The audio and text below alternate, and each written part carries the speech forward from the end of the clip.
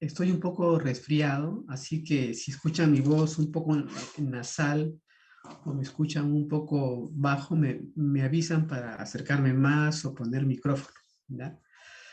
Entonces, muy bien, tenemos ahorita 18 participantes. Me imagino que algunos estarán afectados por la hora, ¿no? Es un poquito temprano. Muy bien, entonces, si no me escuchan, me avisan para poner micrófono, ¿ya?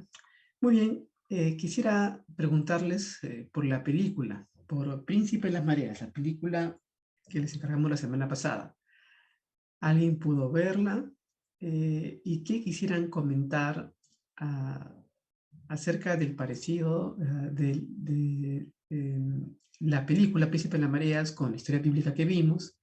Y en general comentar la dinámica de violencia familiar que se muestra en la película, ¿no?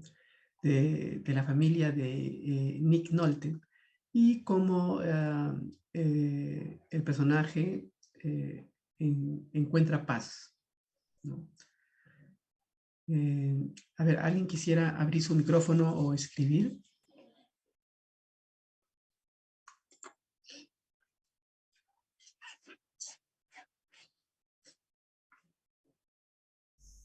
Hola, buenos días. Buenos días, Jorge. Ok. Me resultó interesante la película, la verdad. Yo soy peliculero, pero no la había visto. Claro, Ah, es más, no casi es yo diría, de mi generación, creo que son los actores. sí, sí, sí. Pero me resultó interesante en realidad todo ese proceso, o sea, ver la película desde una percepción distinta, ¿no? Porque probablemente alguien lo podría ver y, bueno, está bien, puede llamarte la atención, pero desde la percepción a través de las cuales se están viendo las clases es interesante, ¿no? Porque se ve pues toda lo, todo lo que genera, digamos, el maltrato, digamos, en la vida de los niños, ¿no? O sea, no queda allí, sino cómo es que va afectando, digamos, sus relaciones futuras y sobre todo, digamos, el impacto que esto genera, digamos, dentro de la familia que uno construye, ¿no? Ujú. Porque eso es lo que nosotros observamos, cómo afecta, por ejemplo, el matrimonio, la relación de él con su esposa, la relación con sus hijas, para colmo tiene tres hijas, no estoy queriendo decir, ¿no? Pero la hace mucho más difícil porque sabemos, ¿no? Que es mucho más complicado, creo que es mucho más accesible tratar con un varón que tener, disculpando la palabra, por favor no me vayan a malinterpretar, tener cuatro mujeres en casa, imagino que debe ser todo una, ¿no?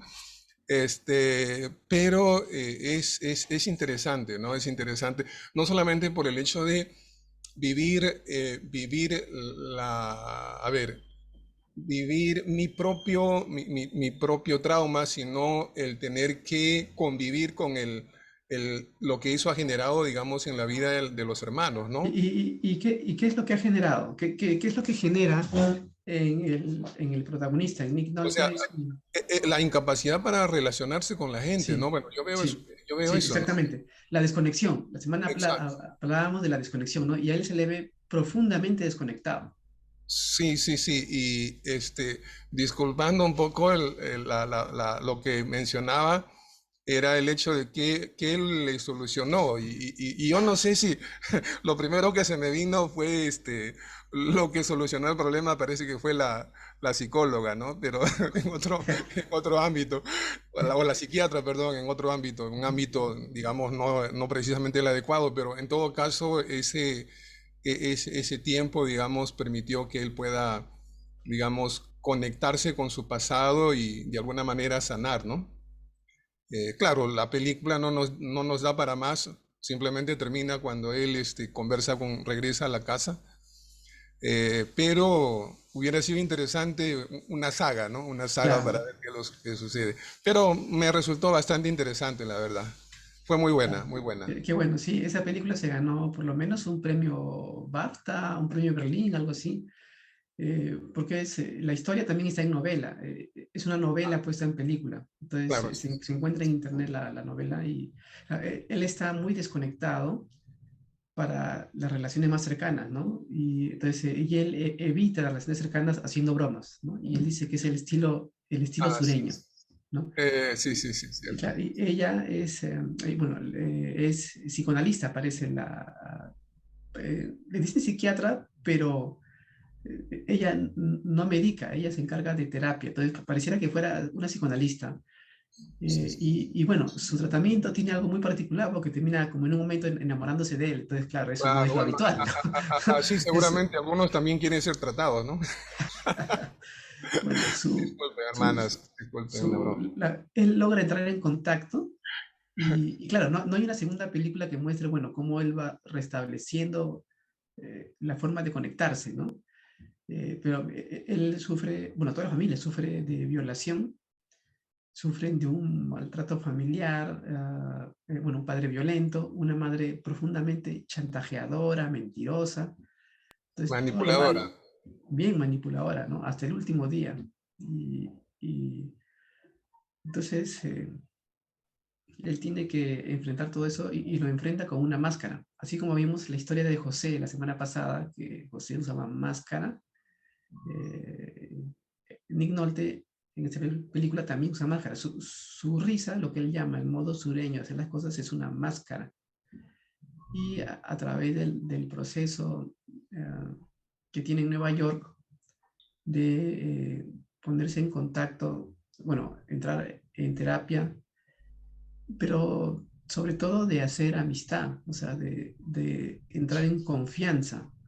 Eh, eh, va cayendo una máscara hasta que, bueno, ¿no? Lo fuerzan a dejar la máscara, así como José también, ¿no? Muchas gracias, Jorge. ¿Quién más quisiera comentar la película? ¿Cómo lo relaciona con la historia de José? Bray y Tani dicen, muy buenos días con todos. En la película se puede apreciar que los traumas de la infancia eh, repercuten mucho en la vida de la persona y que si no se solucionan va a afectar a la persona durante toda su vida, ¿no? ¿Cuáles traumas y qué afectaciones? Eh, eh, a ver, qué opinan los demás? Los demás que están desayunando, están la violencia familiar. A ver, ¿qué dicen los demás? Los demás están en la cama, ya están en la mesa, están en su escritorio, violación, asesinato. ¿Los demás han podido ver la película? En el caso de Jorge es cinéfilo, ¿no? Esta no la había visto, pero Jorge es cinéfilo. Los demás, Carla, a ver, Carla, te escuchamos. Buenos días a todos, a los profesores, a Leticia, a nuestro profesor Mauricio, a todos mis compañeros. Bueno, la película en sí muestra harta violencia, violencia entre los padres, violencia física hacia los hijos, la violencia doméstica. Víctimas son víctimas, podemos ver víctimas de psicológicos, los tres niños totalmente dañados psicológicamente, emocionalmente, física, y después viene el silencio y el pacto que hacen por el homicidio una madre manipuladora, una madre que a la larga afectó drásticamente sobre todo a la chica, a la hija que intentó suicidarse, vivir en un mundo irreal. Él, como usted bien dice, esa máscara sureña, en modo sureño, era su manera de esconderse de todo lo que pasó, pero y a la larga, al final, que podemos ver que él decidió renunciar, digamos así, al amor que encontró en su terapeuta, en la psicóloga, por el amor de sus hijas. O sea, él prefiere ser un buen padre ahí, queda con sus hijas, pero se ve mucha violencia. Yo creo que esa película muestra todos los ámbitos de violencia que pueden producirse en el hogar. Muchas gracias, Carla. Sí, acuérdense de la historia de José, un concepto clave es la máscara, ¿no? La Sí. máscara. Y Y en esta película, Príncipe de la Marea, se ve también la máscara, ¿no? Y así como José se le cae la máscara cuando lo confrontan y no puede aguantar más y llora, y tiene que quitarse la máscara, en realidad le quitan la máscara, él no lo planea, le quitan la máscara, las circunstancias que se ponen tensas. Lo mismo sucede en la película. La psicoanalista, porque ella es psicoanalista, la psicoanalista se da cuenta de algo que él no quiere decir sistemáticamente en ninguna oportunidad, entonces ahí le dice, parece que ya en un momento intuye y dice, ¿qué pasó, no? ¿Por qué comienza a contar, pasó algo en la noche? ¿Y qué pasó contigo? ¿Dónde estabas tú? ¿No? Y ahí él se quiebra como José y llora como José y ahí se relaja. ¿No? Es una historia muy parecida a la de José, ¿no?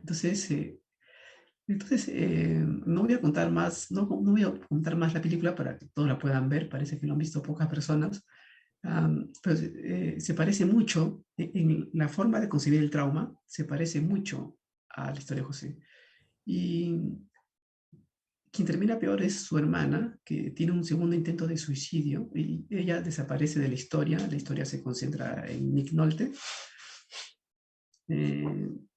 Pero la mamá prohibió a todos hablar, ¿no?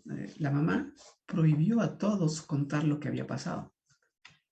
Y si recuerdan lo que vimos en la película del actor Gabor Mate, la persona sufre más que por lo que pasó, es por el hecho de no tener los recursos para afrontarlo, por estar solo o sola, ¿ya? ¿Qué es lo que le pasa a José? Pues José calla y, o sea, bueno, afronta solo su destierro, la trata, la esclavitud. Nick Nolte enfrenta solo la violación, enfrenta solo, y la hermana no enfrenta, la hermana hace un trastorno psicótico. La hermana hace un trastorno psicótico y comienzan los intentos de suicidio, ¿ya? Entonces, esa es la primera historia. Muy bien. Entonces, en esta primera historia, lo que hemos hecho es ver una historia basada en la máscara. Ahora vamos a ver una segunda historia el día de hoy, por eso voy a compartirles el PowerPoint.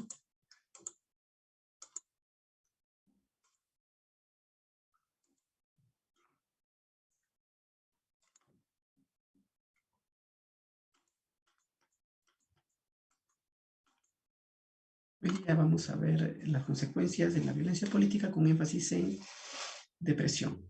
Eso va a ser la clase de día, que es otro trauma con otra forma de resolución, ¿no? Y porque le decía que en la Biblia no hay una receta de cómo trabajar el trauma, sino que hay historias acerca de situaciones traumáticas, ¿no? Porque en general la vida es así, la vida es diversa, ¿no? Y las familias siempre son diversas. Las consecuencias de la violencia política, ya saben ustedes, ahí está mi WhatsApp, mi correo, para sus comentarios, observaciones, recomendaciones. ¿Qué es la violencia política? Se trata de un concepto habitualmente utilizado en ciencias sociales y políticas que hace referencia a destrucciones o atentados físicos contra objetos, instituciones o personas cuyo propósito, selección de daños y víctimas puesta en escena y efecto poseen una significación política y tienden a modificar el comportamiento de los protagonistas en una situación de negociación mediante una coerción consumada. Por lo general suele calificarse por parte del poder constituido en legitimidad como delito de asalto o vandalismo, pero sus fines, suponiendo que haya fines, son políticos, aunque sus medios sean violentos, ¿no? Es decir, la violencia política tiene que ver con el ejercicio de, digamos, de intereses políticos que pueden ser legítimos, pero que usan violencia, ¿no? Entonces, una de las consecuencias de esa violencia política puede ser la depresión.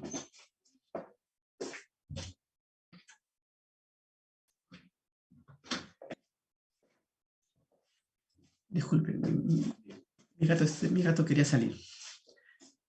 América Latina está lleno de situaciones de violencia política. En el caso del Perú, en la década de los 80, 90, tuvimos dos grupos terroristas que tuvieron una acción muy amplia en algunas regiones más que en otras, y una respuesta del Estado que también se desbordó. Entonces ahí hemos vivido una década de violencia política grande, ¿no? Y en el Perú todavía hay muchas personas afectadas por esto, ¿no? Por ejemplo, yo he tratado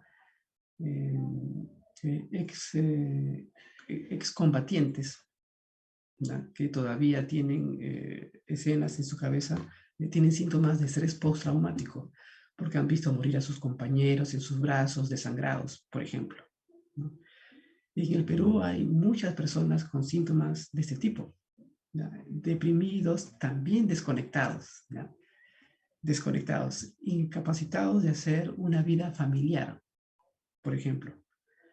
Y lo mismo debe haber, aunque yo personalmente no he tratado, personas de los grupos terroristas y sus familias que también han sido afectados. Y también hay personas de los hijos de los desaparecidos, que eso sí he visto, hijos de desaparecidos, ¿no? Que alguna vez los llevaron a un cuartel y nunca más regresaron.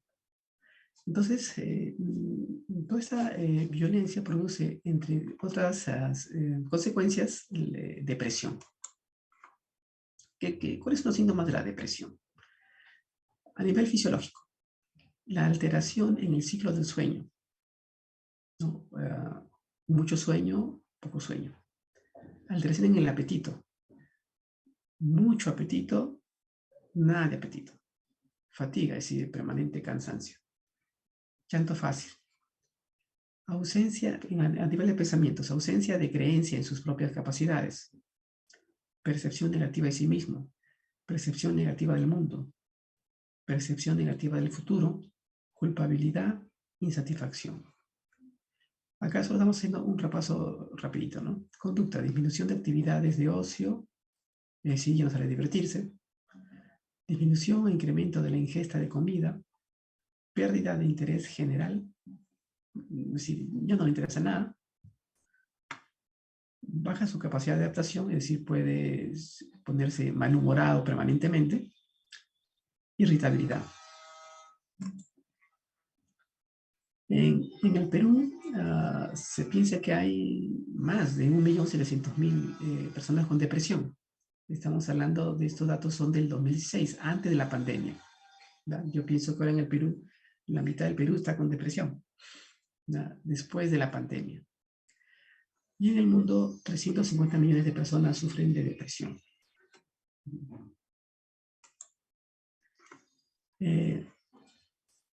La Universidad de Queensland ha hecho un estudio, claro, con data existente generada por cada país, acerca de cuáles países tienden a tener más depresión que otros, ¿no? Acá en el cuadrito morado que quisiera leerles, dice, se estima que el 4% de los humanos padecen depresión. En América Latina, el listado lo encabeza Honduras, que está a la par de Afganistán, ¿no? Imagínense. El lugar del planeta que más alberga deprimidos. Le continúan en América Latina, Colombia, Paraguay y Cuba, que se encuentran en el mismo nivel de casos diagnosticados que en Rusia. Todos estos datos son previos a la pandemia, en realidad. Se necesitan nueva data. Conecta.pe tiene un estudio sobre depresión nuevo, que se los voy a ir compartiendo seguramente ya para el siguiente curso, que lo acaban de presentar. Pero lo pueden encontrar en conecta.pe en el Facebook. Ahí está la conferencia de presentación y el libro en PDF para que lo bajen. Conecta.pe o gobierna.pe o conecta.pe. Es una asociación de médicos que monitorean políticas de salud en Perú. Muy bien, entonces vamos a ver la historia del profeta Elías. Esta historia del profeta Elías, habitualmente yo la trabajo en 4 sesiones, 4 noches. Justamente estoy trabajando ese curso. En este momento, la clase de ayer la cancelé porque estaba más enfermo que ahora. Entonces, estamos por entrar a la tercera clase. Yo acá voy a hacer un resumen cortito, porque cada semana estamos viendo una historia distinta. ¿Quién es Elías? Elías es una persona fundacional de la identidad judía, aunque su historia ocupa un espacio muy corto en el texto bíblico. Elías llama a recuperar la justicia de la ley y a retomar la fe verdadera en Yahvé. Por eso diríamos ahora que Elías tiene un rol político, comunitario y religioso. Justicia y dedicación a Yahvé es un solo paquete, no son dos cosas distintas. Elías está inmerso en un mundo corrupto y violento que tiene muchas consecuencias malas para la sociedad y para él como individuo. Una consecuencia es el desplazamiento, la huida súbita, la pérdida de todo y la consecuente depresión.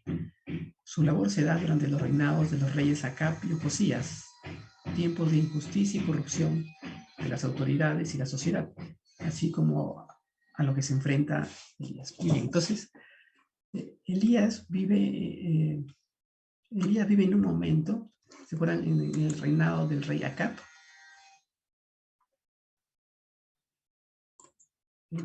Elías vive durante el reinado de Acab. Se han ido detrás de los dioses, se han ido detrás de la idolatría y se han alejado de Yahvé. Alejarse de Yahvé, se alejan de la ley y se alejan de un proyecto de nación que Dios les dio con Moisés, el proyecto de una nación justa. Según Levítico, según la ley Levítico, porque hay 3 cuerpos de la ley en la Biblia, el de Éxodo, el de Levítico y el de Deuteronomio. Y Levítico va a terminar diciendo que no habrá pobres en Israel. Es un proyecto político, económico grande, ¿no? Pero para el tiempo del rey Acab, este proyecto se abandonó. Un proyecto de una nación de esclavos, un pueblo de esclavos que huye a Egipto, que va a Canaán a formar una nación justa con Yahvé. Ese proyecto se ha abandonado y Elías se levanta a decir que el pueblo tiene que regresar al Dios verdadero con el proyecto que tenían originalmente. Muy bien.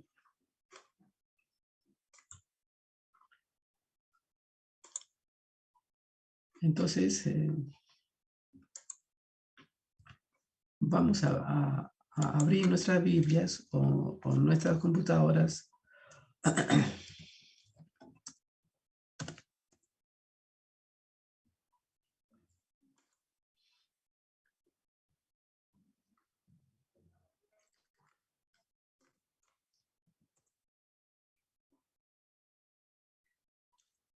Primera de Reyes, capítulo 10.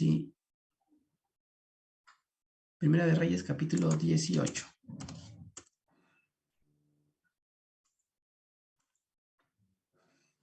De Reyes, capítulo 18. Estoy teniendo aquí ruido, así que voy a poner audífonos y micrófono, ¿ya?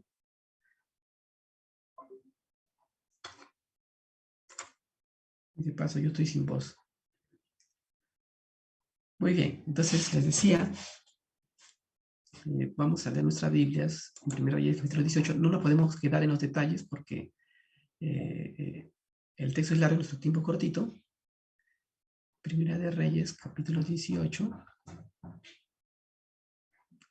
versículo 20. Dice, entonces Acab convocó a todos los hijos de Israel y reunió a los profetas en el monte Carmelo. Y acercándose Elías a todo el pueblo, dijo, ¿hasta cuándo claudicaréis vosotros entre dos pensamientos? Si Jehová es Dios, seguidle, y si Baal, id en pos de él. Y el pueblo no respondió palabra. Y Elías volvió a decir al pueblo, solo yo he quedado profeta de Jehová, mas de los profetas de Baal hay 450 hombres. Désennos pues 2 bueyes, y escojan ellos uno, y córtenlo en pedazos, y pónganlo sobre la leña, pero no pongan fuego debajo, y yo prepararé el otro buey, y lo pondré sobre la leña, y ningún fuego pondré debajo. Invocad luego vosotros el nombre de vuestros dioses, y yo invocaré el nombre de Jehová, y el Dios que respondiere por medio de fuego, ese sea Dios. Y todo el pueblo respondió diciendo, bien dicho. Entonces Elías dijo a los profetas de Baal, escogeos un buey y preparadlo vosotros primero, para que, pues que sois los más, e invocad el nombre de vuestros dioses, mas no pongáis fuego debajo. Hasta ahí nomás. Muy bien, entonces Elías reta a los profetas de Baal, los profetas del ídolo por el cual habían abandonado a Yahvé, y le dice, les pongo un reto, que sigan aquel que demuestre que es Dios de verdad. Y vamos a poner un reto interesante, que sea el que mande fuego del cielo y queme la ofrenda, solo ese es Dios.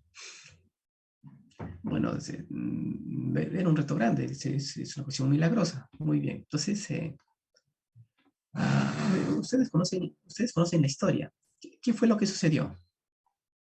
A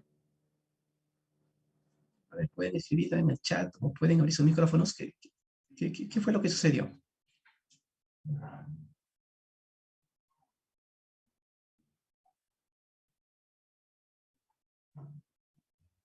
Buenos días, profesor.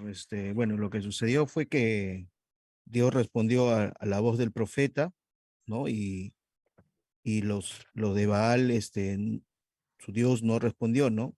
Y hubo una gran matanza, ¿no? Una gran matanza, una matanza, pero después la reina se levantó contra el profeta, ¿no? Y tuvo que huir. Exacto. Muy bien, Jorge. Entonces, esa historia es conocida. Esa historia es conocida porque como cristianos hacemos una lectura muy centrada en los milagros, ¿no? En los milagros, las bendiciones y las promesas. Esa es nuestra lectura habitual de la Biblia. Entonces, como aquí Elías vence porque el fuego cae para la ofrenda de él y él procede a matar a 300 profetas de Baal, entonces él ganó y Yahvé ganó. Muy bien. Entonces, en categorías nuestras actuales, el hecho de matar 300 operadores políticos del otro lado sería considerado violencia política. Claro, en el tipo de derecho nuestro, ¿no? Y en el tipo de derecho de aquel tiempo, no. Por otro lado, este texto se redacta para llamar a Israel a abandonar toda divinidad que no sea Yahvé. ¿Ya? O sea, en este tiempo en el que se redacta el texto, se está llamando a que Israel tenga un solo Dios, ¿no? Que la identidad del pueblo sea su religión, su Dios, que es uno solo, ¿no? Muy bien, entonces, ¿qué es lo que sucede? Ya Jorge nos adelantó un poquito. Vamos a capítulo 19, a leer todo el capítulo 19, versículo 1, dice, acá vio Jezabel la nueva de todo lo que Elías había hecho y de cómo había matado a espada a todos los profetas. Entonces envió Jezabel a Elías un mensajero diciendo, así me hagan los dioses y aún me añadan, si mañana a estas horas yo no he puesto a tu persona como la de uno de ellos. Viendo pues el peligro, se levantó y se fue para salvar su vida, y vino a Berseba, que está en Judá, y dejó allí a su criado.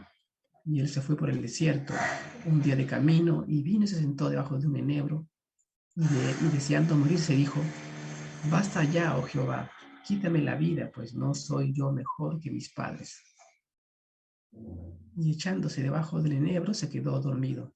Y aquí luego un ángel le tocó y le dijo, levántate, come. Hasta ahí nomás. Muy bien. Entonces, como decía Jorge, Jezabel se entera de que Elías había matado a 300 de sus operadores y Jezabel lo amenaza también. Eso también en nuestras categorías se llama violencia política, en este caso de parte del Estado. ¿Y qué hace Elías? Elías huye. Elías huyó. O sea, dejó su ministerio, dejó los milagros, dejó todo y huyó. En el Perú hay miles de personas que han vivido lo mismo, han salido huyendo de sus pueblos a finales de los 80, inicio de los 90. ¿No? Gente que salió corriendo de pueblos pequeños, sobre todo en la zona rural de Ayacucho, que está lleno de creyentes. Ayacucho rural es evangélico específicamente, ¿no? Pero se movió mucha población evangélica, católica, de diversos pueblos de Ayacucho, Huancavelica, y con lo que tenían puesto, con sus niños, con sus bebés, niños en mano, saliendo, fueron a Arequipa, Lima. Era gente que no hablaba español, era gente que solo hablaba alguna variedad de quechua, y que se acercaron a iglesias en Lima que no se recibieron, pero quizás no les entendían, pero además también había mucho desprecio, porque eran quechohablantes. En el Perú hay mucho desprecio de unos por otros, y además, ni siquiera porque eran de la misma iglesia se les recibió bien, sino que en el Perú de los 80, si venían de Ayacucho, eran terroristas, así sean de la misma iglesia, ¿no? Entonces, mucha gente ha sufrido, muchas familias sufrieron la huida, la misma huida que sufre Elías en esta historia, la del capítulo 19. ¿No? Muchas de esas personas adultas de ese tiempo ya fallecieron o son muy adultas, pero tenemos a los hijos que llegaron acá de niños. Ellos se acuerdan de esa huida. Entonces, vamos acá a hablar del versículo 3. Dice, viendo pues el peligro, se levantó y se fue para salvar su vida, y vino a Berseba, ¿no? Se levantó y se fue para salvar su vida. Y vino a Berseba, que está en Judá, y dejó allí a su criado. Entonces, Elías se aísla. Luego, él se fue por el desierto un día de camino, y vino y se sentó debajo de un enebro, deseando morirse. Mira, deseo de morirse. Se aísla, huye, hay ideas de morirse, ¿no?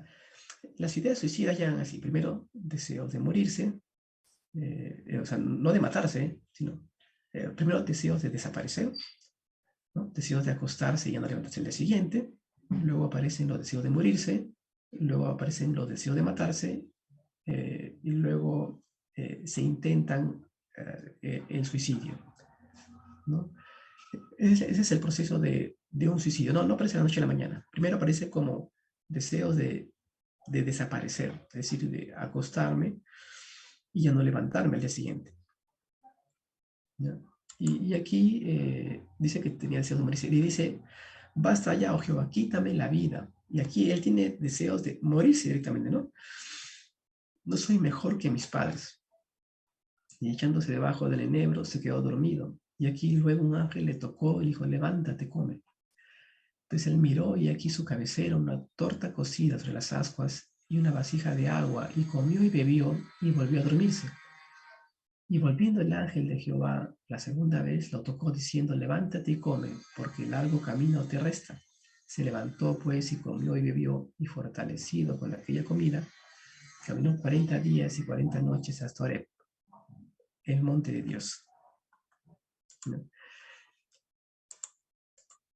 ¿Cuál es el trauma? ¿Cuál es el trauma aquí? La amenaza, ¿no? La amenaza que produce pues un intenso temor. Y la amenaza de morir es la situación traumática, ¿no? En el caso de José, las situaciones traumáticas fueron ya varias y fue un proceso, ¿no? Con Gabor Maté, perdón, con Gabor Maté veíamos de que la situación traumática puede ser una intensa o puede ser un periodo de situaciones traumáticas, no tan intensas. En el caso de José, José tiene todas las situaciones traumáticas habidas y por haber, ¿no? Es una historia muy dramática, ¿no? golpeado, abandonado, vendido, esclavizado, abandonado una y otra vez en la cárcel, ¿no? En el caso de Elías, la situación traumática es una, pero es una e intensa, ¿no? Es una e intensa y él tiene la posibilidad de huir. Ahora, imagínense que usted está en su mejor momento de su ministerio, usted ha predicado, ha enseñado en un estadio, la gente se reúne a verlo, a verla, ¿no? 35.000 personas en el estadio, en el Maracaná o en Santiago, se han reunido a verla, a Carla, y han aplaudido de entusiasmo. Al día siguiente la amenazan de muerte y Carla agarra su maleta con lo que puede y huye. Pero, ¿qué pasó, no? O sea, y huye al desierto de Atacama, ahí donde nadie la vea. Y el desierto de Atacama es cosa seria, ¿no? Cosa seria. Es el desierto uno más seco del mundo. Entonces, ¿qué pasó? Pero si el día anterior Carla estaba haciendo milagros, ponía su mano y la gente se caía, los cojos caminaban, los ciegos veían, y al día siguiente sale corriendo. Entonces, Elías se asusta profundamente y abandona todo. Abandona un ministerio exitoso, abandona un accionar político exitoso. La gente se había puesto con él nuevamente después de ver ese milagro en el cielo. Pero Elías se asusta y deja todo corriendo. Y le decía, en el Perú hay miles de personas que tienen situaciones traumáticas, tanto de pueblos que salieron con lo que tenían puesto encima, y el trauma de salir del pueblo en la noche, corriendo toda la madrugada, llegar a la ciudad y que nadie lo reciba, bien que todos lo miren con cara de terrorista y que no tengan para comer porque no hablan el idioma del lugar, el español, en el caso de Lima, Arequipa, parte de Ayacucho, que sus propios hermanos no reciban, son varias situaciones traumáticas. En el caso de personas que pelearon por el lado de las fuerzas del orden, el estrés postraumático de ver a sus compañeros de armas que murieron en sus brazos, ¿no? Y que eso se reactiva nuevamente. Yo he tratado por los jubilados, de policía, que sí, cada noche tienen la pesadilla de que están siendo atacados y que sacan su arma para defenderse y que el arma no funciona. Y eso les angustia, ¿no? Entonces, como países nos gusta vernos, nos gusta concebirnos desde los grandes centros comerciales, ¿no? El Perú es un país próspero, cada nuevo centro comercial gigantesco, grande, con cines, cada vez más tarjetas de crédito.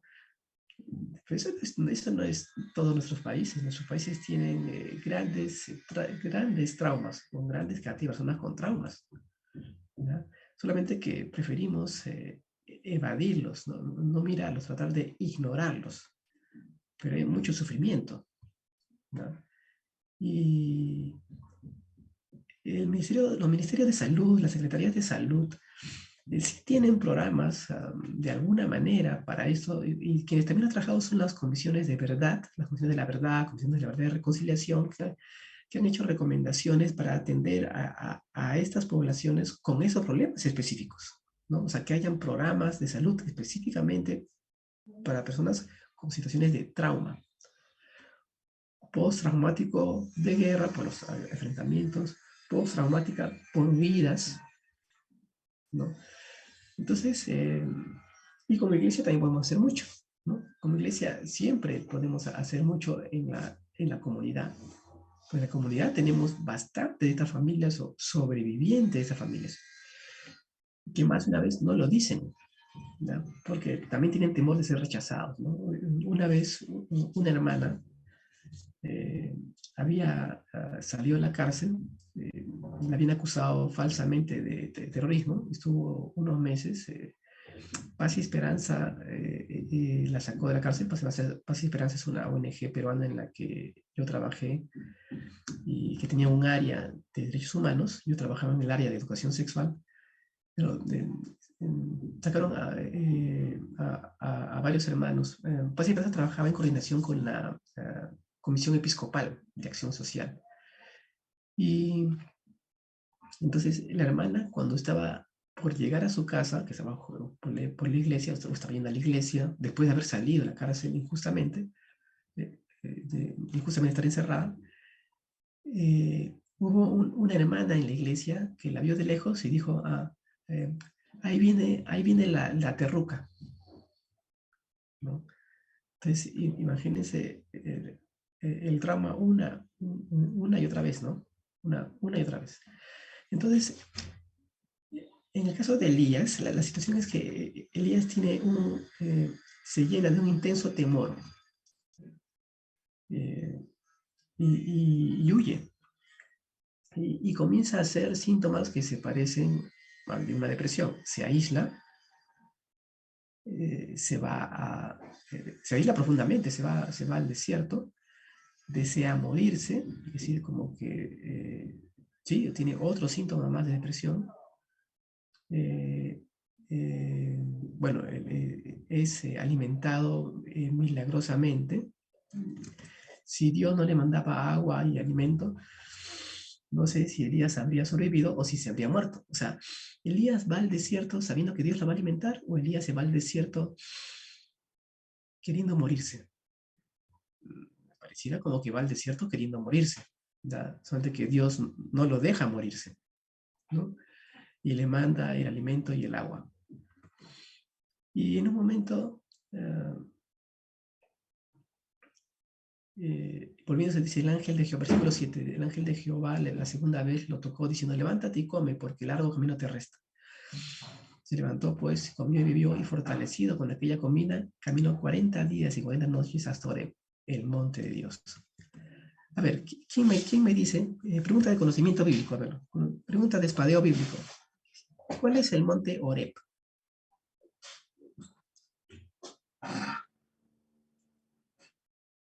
Dios, ¿en qué monte le da a Moisés los 10 mandamientos? Bueno, las tablas de la ley. ¿En qué monte se lo da? El monte Oreb es el mismo, el monte Sinaí. Es una pregunta compleja, ¿no? Pareciera que son dos tradiciones distintas, ¿no? En una tradición, Dios le da la ley a Moisés en el monte Oreb, y en otra tradición se lo da en el monte Sinaí.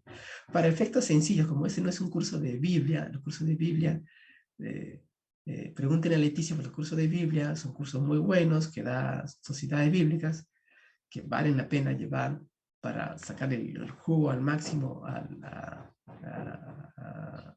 estos cursos. Oreb y Sinaí, ya pareciera que no es lo mismo, sino vienen de dos tradiciones distintas que están en el Antiguo Testamento, ¿no? En el Pentateuco. Pero bueno, en esta tradición que leemos en Relatos de Elías, Dios le da a Moisés la ley en Horeb. Eso es lo importante. Le da en Horeb.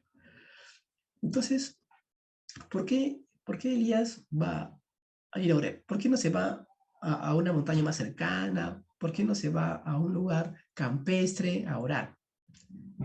¿Por qué se va al desierto? ¿Y por qué se va a Horeb? No, que no estaba cerca. ¿Por qué Horeb? Porque Horeb es un símbolo de identidad. Recuerden que este texto de Elías es un llamado a que el pueblo recupere la identidad. La identidad del pueblo basado en un único Dios, Yahvé, que les da su identidad y su misión en Horeb, y que está dado en la ley. La ley no es un texto solo de liturgia. Perdón, sí, me dicen que no se escuchó lo último. Le decía de que Elías, este relato de Elías es un llamado a que el pueblo recupere la identidad basada en un único Dios, que es Yahvé, en un único proyecto, una única misión que le dio Dios en Horeb, a través de la ley. La ley no es solo un texto litúrgico, es un texto político y económico también, ¿ya?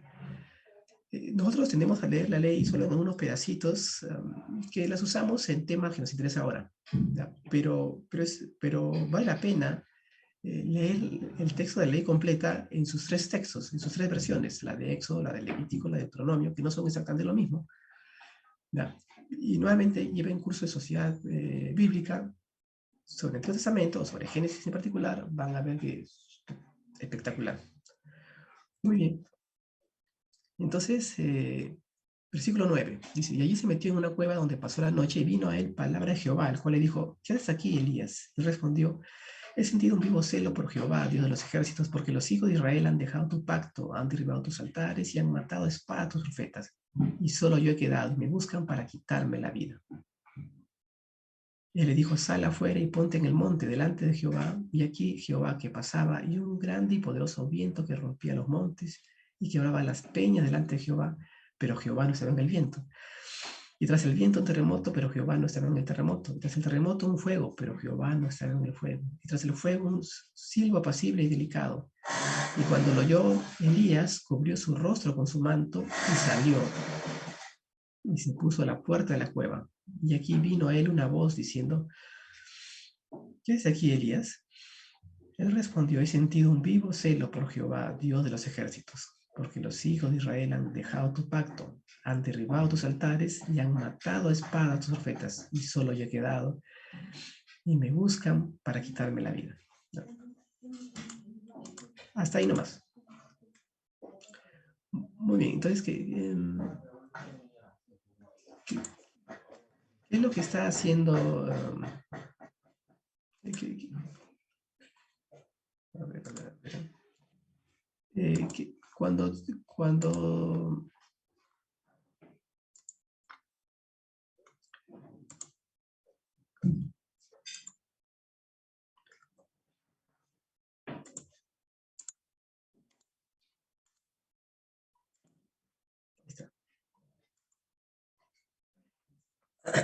¿qué es lo que está haciendo Elías? Cuando Dios habla con Elías, ¿qué es lo que está haciendo Elías?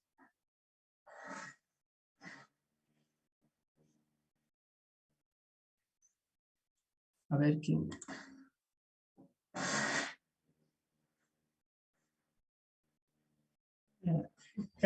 Carla Acioret es lo mismo que el Sinaí.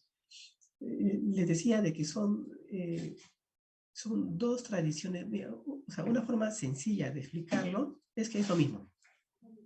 ¿No? Pero en realidad no es lo mismo, sino que son dos tradiciones distintas que explican, que cuentan el hecho. Génesis tiene más de dos tradiciones, o sea, tiene más de dos tradiciones de textos compilados. Génesis es una compilación de diversos textos, ¿no? Todo el Pentateuco es una compilación de diversos textos, Génesis mucho más. Entonces, porque son distintas escuelas, distintas tradiciones que van escribiendo, ¿no? Entonces, en una escuela, el monte se llama Horeb, en otra escuela, el monte Sinaí, ¿no? Pero eso se lo vamos a explicar en detalle en el curso de Génesis en Sociedades Bíblicas. Anímense a llevar el curso, vale la pena. Muy bien, ¿qué es lo que hace Elías? Cuando Elías dice, Dios, yo estoy solo, me están persiguiendo, nadie más queda. ¿Qué está haciendo Elías? A ver, en palabras de ustedes. Cuando cuando Elías encuentra a Dios, ¿qué hace Elías?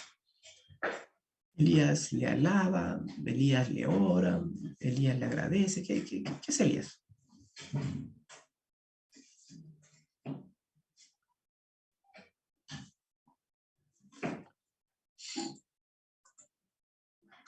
Se queja, exactamente. Se queja. A ver, ¿qué más dicen los demás?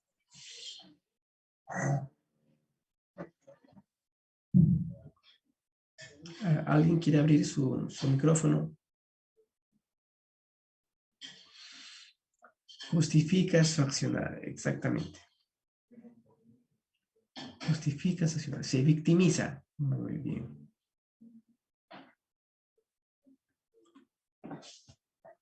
Le hace un reclamo. Muy bien. Sí, exactamente, exactamente. Entonces, Elías se queja, Elías se lamenta, Elías se victimiza, Elías reclama, ¿verdad? Y esa es su manera de afrontar su drama. Su drama es que sí se asustó, y seguramente en esa situación todos nos asustaríamos profundamente, seguramente que sí. Y Elías lo afrontó, de repente como lo habríamos afrontado nosotros, asustados, ¿verdad? Nos habríamos asustado. Esa sería una situación traumática. Y Elías además estaba deprimiendo. Y yo imagino que también todos nos deprimiríamos en eso, ¿no? Porque si todo te va tan bien, política, ministerialmente, y en eso huyes y sientes que abandonaste todo y miras hacia atrás,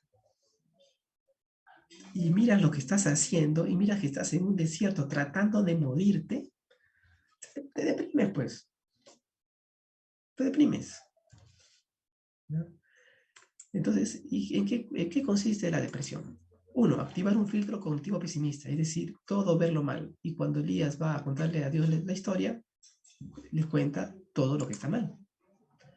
Y, y no le cuenta lo bueno que vio Elías, le cuenta solo lo malo que vio. La persona que se deprime solo ve lo malo, ya no ve lo bueno, porque filtra. Y la persona que se deprime desea morirse o desaparecer. La persona deprimida siente mucho cansancio. Entonces, la persona deprimida también decimos siente mucho cansancio. Muy bien, hasta aquí preguntas. Nos toca ahorita 10 minutos de preguntas. Entonces, pasemos a las preguntas para luego pasar al momento final de cómo Elías supera la depresión. Preguntas, observaciones, quejas. Una pregunta. No sé si se va a tratar luego, pero bueno, estamos viendo aquí una parte de la violencia, ¿verdad? Pero la corrupción, por ejemplo, no es violencia. ¿Lo van a tratar luego? ¿Qué tipo de violencia sería la corrupción? Porque en nuestros países, digamos, los gobiernos mayormente son corruptos, ¿no? Y eso ya no es de una década, está, digamos, haciéndose, creo yo, que una especie de una cultura política, ¿no? Entonces, no sé si lo van a tratar luego eso, porque eso también creo que deprime, ¿no? Causa una depresión potencia, ¿no? Porque yo estoy, bueno, soy peruano, estoy viviendo ahorita aquí en Bolivia, estoy año y medio, y bueno, estamos en una crisis política tremenda. Vivo en Santa Cruz todavía, que es la zona donde se está sucediendo los problemas, pero siempre estoy mirando de reojo mi país, ¿no? Que es el Perú. Y bueno, hemos sufrido, digamos, depende a veces también de la percepción que la gente tenga, ¿no? Pero sin duda, el común denominador de nuestros países es la corrupción. Entonces, ¿en qué medida, digamos, esto, digamos, también genera trauma, digamos, en la gente, ¿no? Era una pregunta. Gracias, Jorge. Sí, de hecho, la corrupción aumenta la sensación traumática porque eso implica que las personas afrontan sus problemas de una manera solas, aisladas, sin recursos. O sea, la corrupción quita los recursos con los que debería afrontarse las situaciones traumáticas propias de la vida o que surgen de manera dramática, ¿no? Como vimos con Gabor Maté, el trauma no es lo que sucedió originalmente, sino lo que viene después, que habitualmente la persona lo enfrenta en soledad, o las familias en soledad. Pero si tuviéramos los recursos y una buena gestión, miles de millones de soles o de pesos podrían ser usados para el trabajo comunitario, para implementar diversos trabajos de salud en las diversas modalidades que ayudarían a las familias a salir de las situaciones traumáticas. Entonces, la corrupción contribuye a mantener una situación traumática, claro que sí, definitivamente, eso ni vuelta que habla. En este curso no va a ser el tema, lo vamos a tocar de refilón en todos los temas, ¿no? Lo vamos a mencionar en todos los temas, porque interesante que la Biblia siempre va a hablar acerca de la corrupción, o sea, el fondo de las historias bíblicas siempre es el de corrupción, ¿no? Los profetas llaman la atención del rey y del pueblo acerca de su corrupción, ¿no? Entonces siempre va a estar presente el tema, aun cuando no lo vamos a tocar directamente aquí. Sociedad Bíblica ya ha hecho algún seminario sobre corrupción, si no me equivoco, meses atrás ha hecho. Entonces es cuestión de estar atentos o preguntarle a Leticia cuándo fue, si la conferencia está grabada, pero que yo recuerde sí se ha hecho. Sí, Jorge, gracias. Eusebio puede abrir su micrófono para comentar. Bueno, buenos días, queridos hermanos. Bueno, en realidad, yo nunca había pensado que Elías de trauma se había escapado, estaba escapándose, ¿verdad? No, yo nunca había pensado en eso. Pero, ¿verdad? La trauma política en todo sentido, pues existe. Por ejemplo, el nacimiento de Moisés, el pueblo de Israel en Egipto. También el nacimiento de Jesús. Mira, tantas cosas, ¿verdad? Tenemos, ¿no? Pero volviendo, Elías, mira, había hecho, en otras palabras, ha ganado la batalla. Pues él tanto ha confiado y ha dado su vida para que Dios se muestre, pues, a través de fuego en ese monte. Pero al día siguiente, ¿qué pasó con Elías? ¿Se olvidó?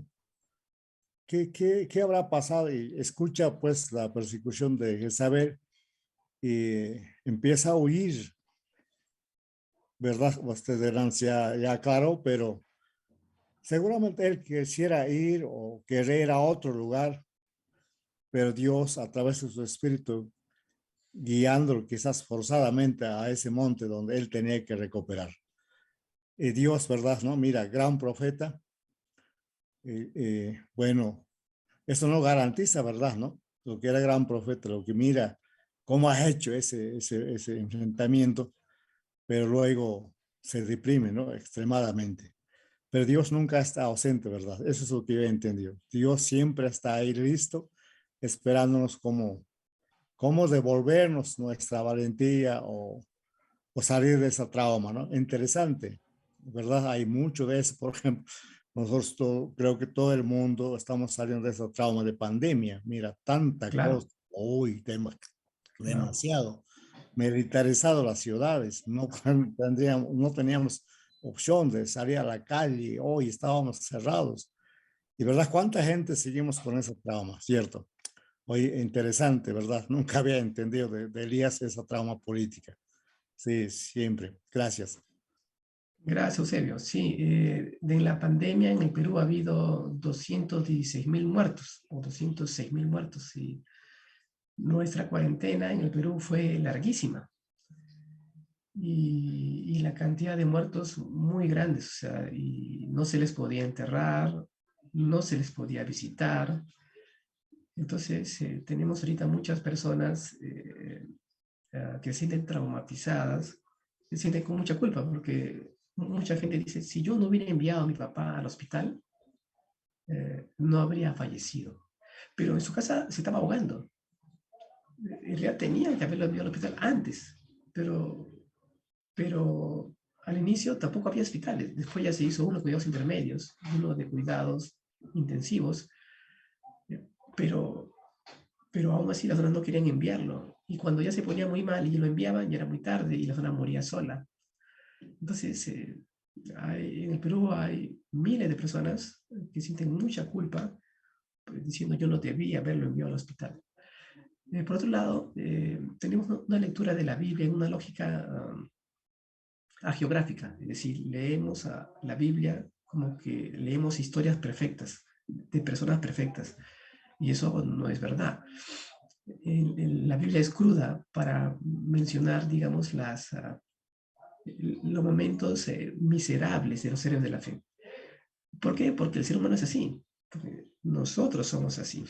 Tenemos momentos de grandeza y momentos de bajeza. momento de bajones. Y David asume que así es la vida. Y nuestra consejería como consejeros es esa. Las personas tienen sus bajas. Las personas que nosotros animamos tienen sus bajas. Nuestras familias tienen sus bajas. Nosotros tenemos nuestras bajas. Y hay que aceptar de que así es. Muy bien, Brian y Tani. ¿Me pueden abrir su micrófono, por favor? Pastor, hermano, buenos días, y con todos también muy buenos días. Tal vez la pregunta siempre será eso, ¿no? Yo estuve un tiempo por Ayacucho, acá soy de Perú, y como se menciona acerca de algo tal vez del tema del terrorismo y todo eso, ¿no? Conversé con algunos de esa zona y veo que esos traumas de verdad quedan muy marcados, ¿no? Claro. Y de verdad no es fácil que salgan de ello. Y bueno, algunos pues han encontrado esa paz en el Señor, otros siguen en ese mismo tipo de contexto viviendo, ¿no? Y la pregunta tal vez que quería hacer frente a ello, luego también de ver la película y todo eso, ¿no? En la película se veía pues que el que le ayudó a sanarse fue la psicoterapia, la que le dio terapia, ¿no? Sí, la psicoanalista. Ajá, ella. Pero ahora el ámbito cristiano, otros ya llevan el curso.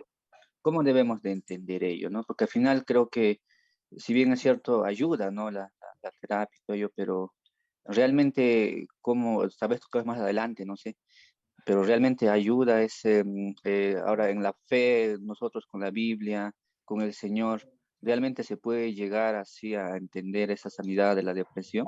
¿O es que hay que recurrir a un terapista para poder salir de ello? A eso apuntaba, Pastor. Muy bien, gracias. Sí. A continuación vamos a ver justamente cómo sana Elías y ahí vamos a responder tu pregunta. Ahora, en general, como yo decía en la primera clase, creo, algunas personas, las dificultades de algunas personas, en este caso depresión, que es el tema de esta sesión, se van a sanar porque se convierten, porque tienen una experiencia sanadora, porque oran y ayunan y se solucionan sus problemas. Hay otros que no, hay otros que además, porque no les es suficiente esto, requieren de ir al hospital, al psicólogo, y otros menos, pero otros también necesitan medicarse por un tiempo. La medicación siempre es momentánea, ¿ya? Paralelo a la psicoterapia.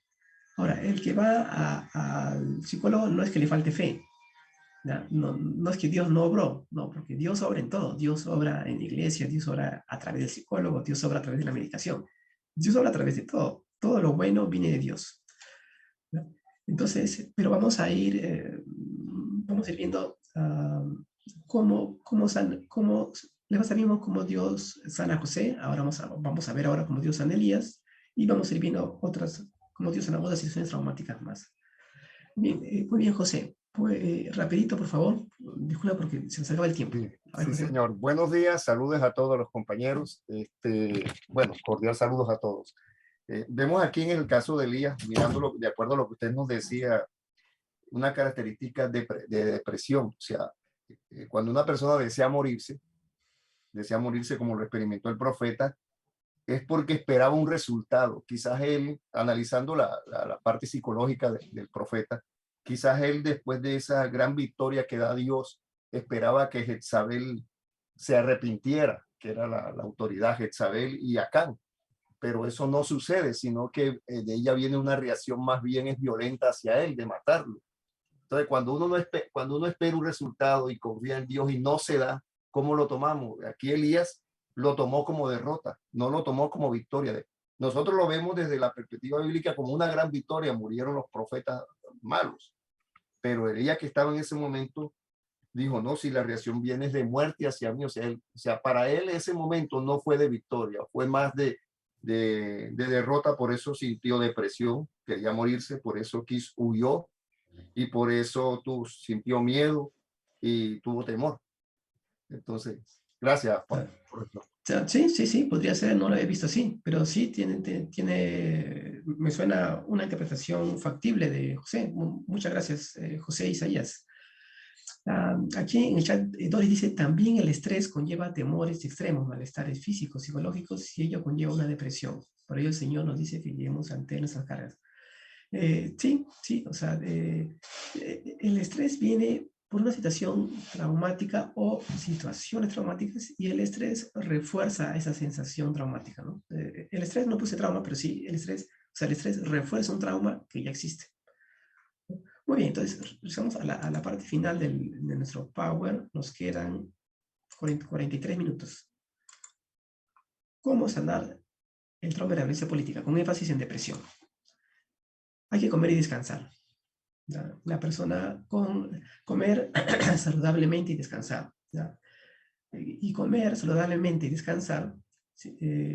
¿Por qué comer saludablemente? Porque la persona puede ser que deje de comer o que coma mucho.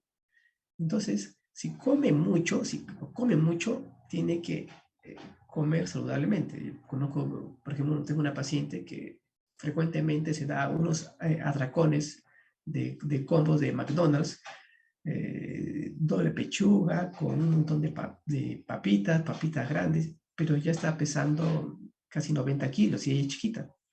Ya, justamente porque deprimida, maneja su ansiedad comiendo o se castiga comiendo, ¿no? Se castiga comiendo cuando se pone o maneja su ansiedad comiendo mucho.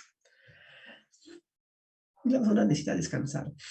Si es que no está durmiendo y necesita dormir, para eso sería bueno que vaya, comience a hacer deporte, vaya al gimnasio o se medique, va donde el psiquiatra le va a dar un ansiolítico para la noche para dormir. ¿Ya? Entonces, y no hay problema, esa medicación siempre es momentánea, ¿ya? Y le van a dar una medicación, por lo general le dan una medicación estándar, un ansiolítico estándar, de repente un antidepresivo estándar. Ahorita les voy a hablar un poco más acerca de la medicación. ¿Ya? Entonces, la persona necesita comer saludablemente y descansar. Descansar también puede significar salir de viaje, cambiar de ambiente, ¿ya? Cambiar de ambiente es muy bueno. La persona necesita tener unas creencias saludables sobre la vida, ¿no? Cambiar sus distorsiones del pensamiento. ¿Qué son las distorsiones del pensamiento? Las distorsiones del pensamiento son un tipo de pensamientos que nos conducen a una interpretación deformada de la realidad, llevándonos a conclusiones arbitrarias, subjetivas e irracionales, que en muchos casos, poco o nada, tienen que ver con lo que está ocurriendo. En cambio, las creencias saludables son un lugar intermedio entre la fría racionalidad y el ingenuo optimismo. Producen serenidad, confianza en sí mismos, en el futuro, en las personas, etc. No es, aquí la cocina no es ser un ingenuo optimista, sino esperar de las personas lo mejor de las personas y lo mejor de las situaciones, ¿no? Implica flexibilidad para adaptarse a las malas situaciones, ¿no? Las ideas de pensamiento las vamos a ir viendo en las siguientes sesiones también, pero por lo pronto, ¿qué son?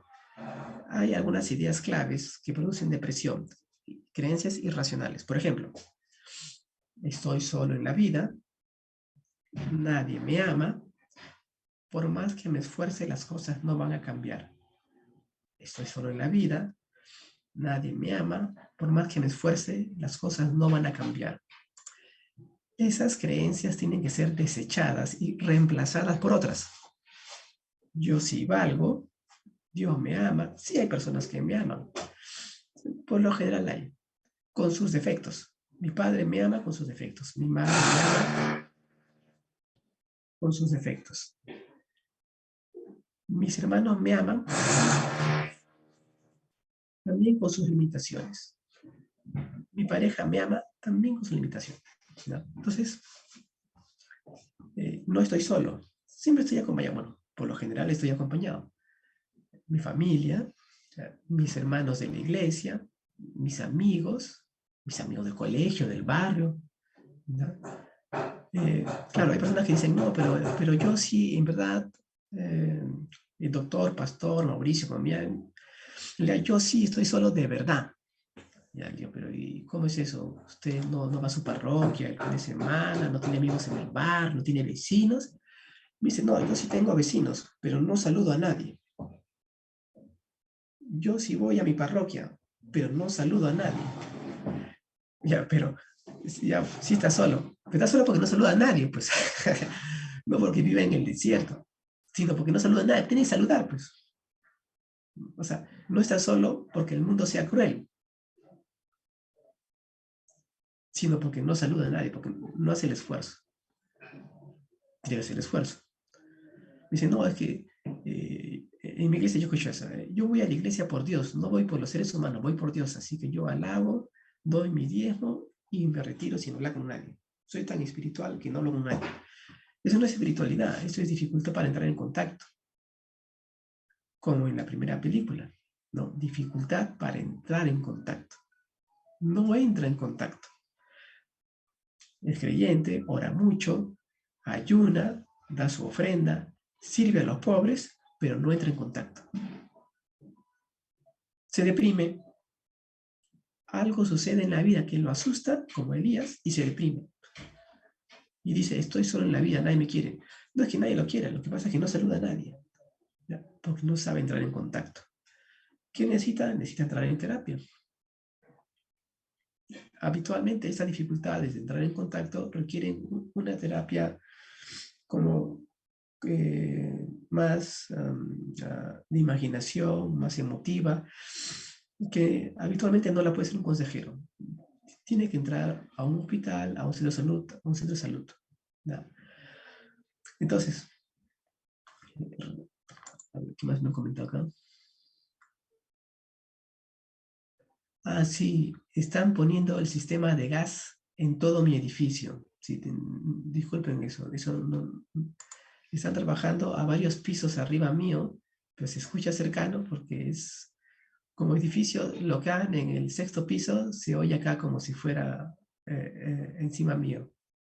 Sí, voy a tratar de, como estoy haciendo, dejo de hablar cuando escucho el ruido para que no se pierdan nada. Y regresando al Power, entonces hay que cambiar las creencias sobre sí mismo. Entonces les decía, es falso de que estoy solo, es falso que nadie me ama. Ahora miran, en verdad a mí no me ama nadie. ¿Y por qué no te ama nadie? No, es que no sé por qué nadie me ama. Le digo, ¿y qué dicen las personas? Cuando las personas se quejan de ti, ¿qué dicen? ¿O tú qué te imaginas? ¿Qué dicen? Ah, dicen que soy malcriado, que nunca saludo. Ah, ya, ¿y tú saludas? No, no saludo. ¿Y tú haces favores? No, nunca hago favores. Entonces, ¿qué quieres que quién te va a amar? Pues si no eres amigo, encima eres malcriado, no te van a amar, pues. ¿O tú crees que van a venir a tocar de tu puerta si queremos amarte? El que quiere amigos, tiene que mostrarse amigos, así dice la Biblia. El que quiere amigos, tiene que mostrarse amigo. Si no sabes tener amigos, tienes que cantar esa canción. Yo quiero tener 1 millón de amigos, ¿se acuerdan de quién era?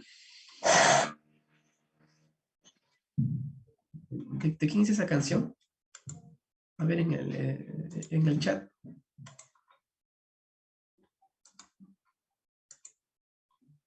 Roberto Carlos. Roberto Carlos, ¿no? Muy bien. Y la última idea racional es la de,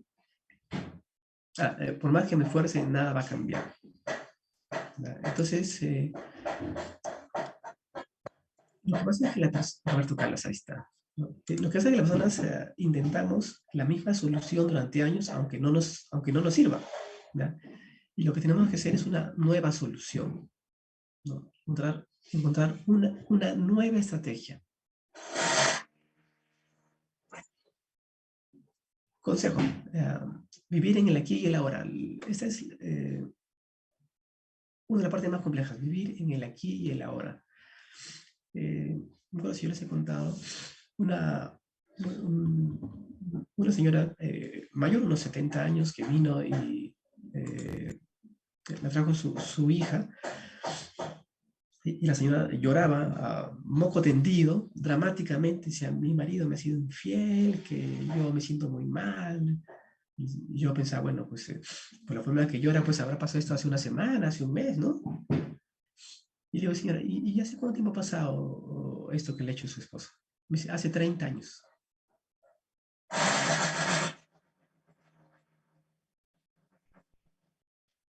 Hace 30 años había pasado y la señora lo lloraba como que hubiera sido ayer, hace un mes. ¿Ya? Entonces la persona no está viviendo en el aquí y el ahora, está viviendo en el pasado. Elías también está viviendo en el pasado. Ya, para él no había pasado 30 años, pues seguramente habrán pasado una semana, un par de semanas, pero Elías sigue en el pasado, aunque sea una semana, sigue estando en el pasado. Y Elías se queja del pasado. Y habitualmente hacemos eso. La persona que se deprime, que está enfocada en el pasado, o está muy enfocada en el futuro, pero no vive en el presente. Y para poder salir de la depresión, la persona tiene que vivir radicalmente en el presente. Cuesta, ¿ya? Sí cuesta. Para todos cuesta, para algunos más, para otros. Para la persona que está deprimida, le cuesta mucho vivir en el presente.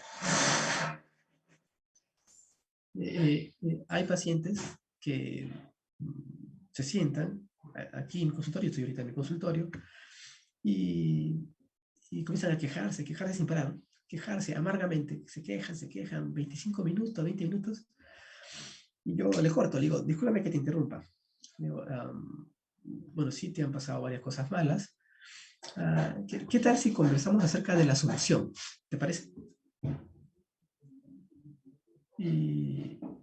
Y a veces abren los ojos mucho y se quedan mirándome y no esperaban que yo les interrumpiera. ¿Qué tal si hablamos acerca de la solución? Podemos seguir hablando hasta el final de las quejas, pero no te va a aportar mucho y yo igual te voy a cobrar la cita. Entonces la zona ya se sonríe y dice, ¿qué tal si hablamos de la solución? ¿Qué tal si el tiempo que nos queda hablamos de la solución? Y me dicen, ya, está bien. Sin convicción, ¿eh? Nunca me dicen con convicción, sin convicción. Dicen, ya, está bien. Entonces, y comenzamos, y le cuesta hablar de la solución porque ya, en realidad, originalmente no viene a buscar solución, originalmente viene a quejarse. Porque su cabeza está en quejas. Y viene al psicólogo para que le escuchen las quejas. A veces vienen por ejemplo, una paciente que tuve el viernes pasado, estuvo hablando quería contarme la historia de su matrimonio de hace 10 años, desde que eran enamorados, y contándome los detalles. Yo a mitad de la cita le tuve que cortar, le dije, ¿qué tal si me cuentas acerca del presente? ¿Cómo estás? Me dices, tu marido era mentiroso, borracho, irresponsable. ¿Cómo es ahora? O sea, preguntándole, ¿por qué vienes ahora? ¿No? ¿Cómo es ahora? Y a veces me dicen, pero espérese, quiero contarle todo para que usted tenga todo claro. Ya, yo tengo que, agarrarme la cabeza. Sí. Ya. Personas muy enfocadas en el pasado. Eso deprime. Y Elías está enfocado, muy enfocado en el pasado. ¿No? Entonces, la cuestión es regresar al presente, vivir en el presente. Y para eso sirven los ejercicios, el ejercicio que hicimos la semana pasada de conciencia plena, el ejercicio de conciencia plena ayuda a eso, quedarse en el presente. ¿No?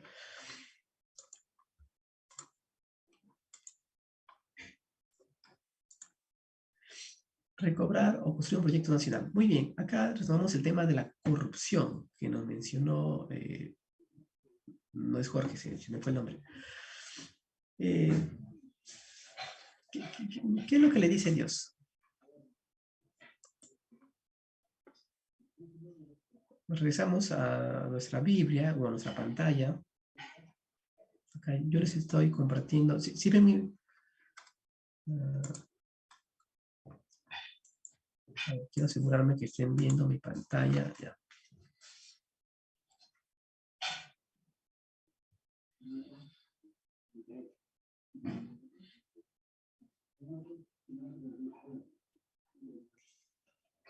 Versículo 14. Él respondió, he sentido un vivo celo por Jehová, Dios de los ejércitos, porque los hijos de Israel han dejado tu pacto han derribado tus altares y han matado a espada a tus profetas, y solo yo he quedado, y me buscan para quitarme la vida, ¿no? Ahí nos habíamos quedado. O sea, todo trágico, todo malo, todo en el pasado. O sea, Elías no va a decirle, Dios, mira, yo vi grandes milagros tuyos, la verdad es que yo me asusté y quise morirme, pero bueno, ¿ahora qué hacemos? No, Elías viene solo a quejarse y solo a decir que todo está mal. Elías está deprimido y de repente también está tratando de ocultar de que salió corriendo. ¿Y Dios qué le responde? Dios le dice, Elías, qué malo que eres, cómo has dejado el ministerio, te voy a disciplinar, te voy a estar en la paz. No, Dios le dice, y le dijo Jehová, ve, vuélvete por tu camino por el desierto de Damasco y llegarás y ungirás a Hazael por rey de Siria, a Jehú, hijo de Nimsi, ungirás por rey sobre Israel, y a Eliseo, hijo de Safat, de Abel Meola, ungirás para que sea profeta en tu lugar.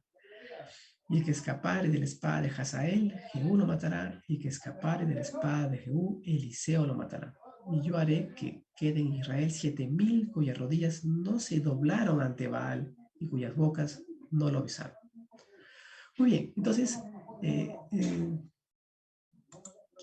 ¿qué le está diciendo Dios? ¿Qué le está respondiendo Dios a Elías? Dios le dice, uy, qué mal Elías, te faltó la fe. Qué mal, voy a borrar tu historia en la Biblia. Ya no vas a ser un héroe de la fe porque abandonaste todo, me dejaste mal, quedaste con mal testimonio. ¿Qué van a decir ahora los incrédulos? La gente ya no va a querer convertirse porque has dado un mal testimonio. A ver, ¿qué dice Connie Machado? A ver, Connie. Buenos días, bendiciones para todos. Profesor, no, yo le quería preguntar algo de algo que usted comentó. Usted dijo Sí. que la persona podía comer en exceso para castigarse. Sí. ¿Me podría explicar cómo es eso para castigarse? Ya, gracias. Una persona que siente mucha culpa por algo, Oye, profe. puede castigarse de muchas maneras. Una persona que siente mucha culpa por algo, mucha culpa porque abortó, mucha culpa porque se divorció, mucha culpa porque castigó físicamente a sus hijos, pero las personas pueden castigarse por 1000 razones distintas. Entonces, esta persona puede castigarse, por ejemplo, estaba ya leyendo un libro que decía, un terapeuta que decía que conocía un paciente que iba al supermercado y agarraba las latas abolladas, y para él eran las latas abolladas del supermercado, porque se castigaba.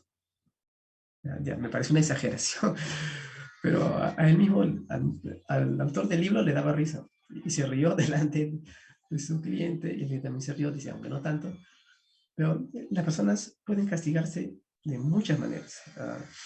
Pueden castigarse sintiendo que no merecen nada, por lo tanto, el dinero del presupuesto familiar no lo pueden invertir, por ejemplo, en su descanso, en su diversión, en un gusto, o pueden castigarse quedándose sin pareja, asumiendo de que no deben tener pareja porque es malo, porque es mala, o comiendo mucho porque después vomitan, o porque se sienten empachadas, decimos en Perú.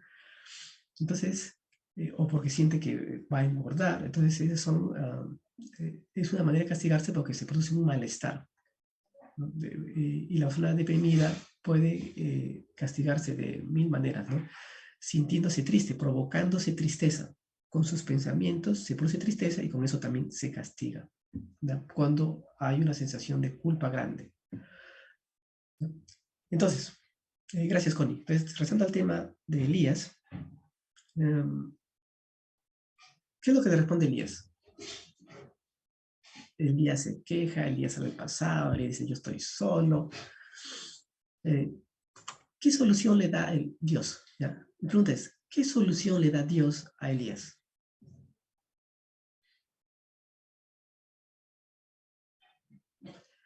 Las explícitas y las implícitas, ¿no? Las explícitas y las implícitas. A ver, ¿Qué opinan?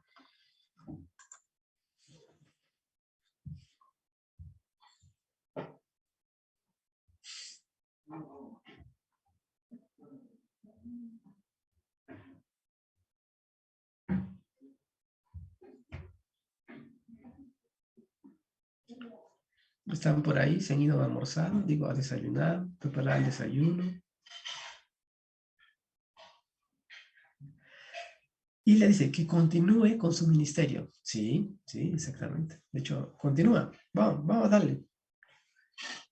Que atienda sus necesidades biológicas primero, como comer, descansar. Sí, es lo primero. Es lo primero cuando está en el desierto de camino. Sí, muy bien. ¿Qué más?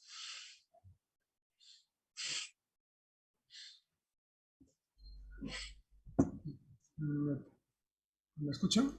¿Sí? Me parece que le da una persona para que esté con él, para que de alguna manera compartan no solamente la tarea, sino también el aspecto emocional. Me refiero específicamente a Eliseo. ¿Estaría correcto eso o estoy... No, sí, sí podría ser. No lo había visto así, pero sí, es factible. Me parece una interpretación factible. Por eso es bonito hacer estudios bíblicos comunitarios, porque lo que uno no ve, lo ve el otro y es factible, ¿no? Es factible. El texto no es un análisis psicológico, es un relato.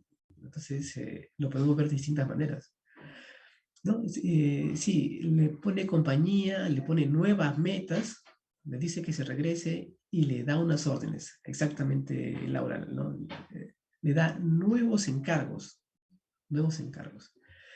¿Dios está ignorando el sufrimiento de Elías o qué está haciendo? O sea, ¿Dios está ignorando su susto o qué está haciendo? A ver, ¿qué piensan ustedes?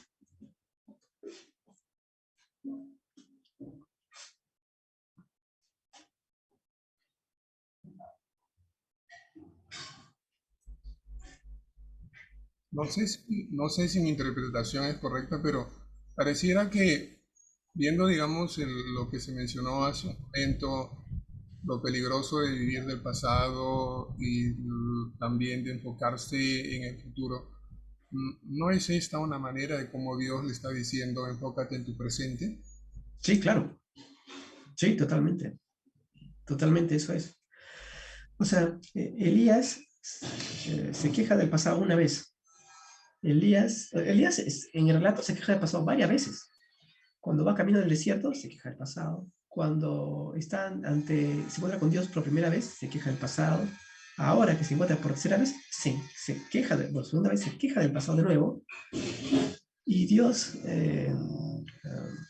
ignora sus quejas.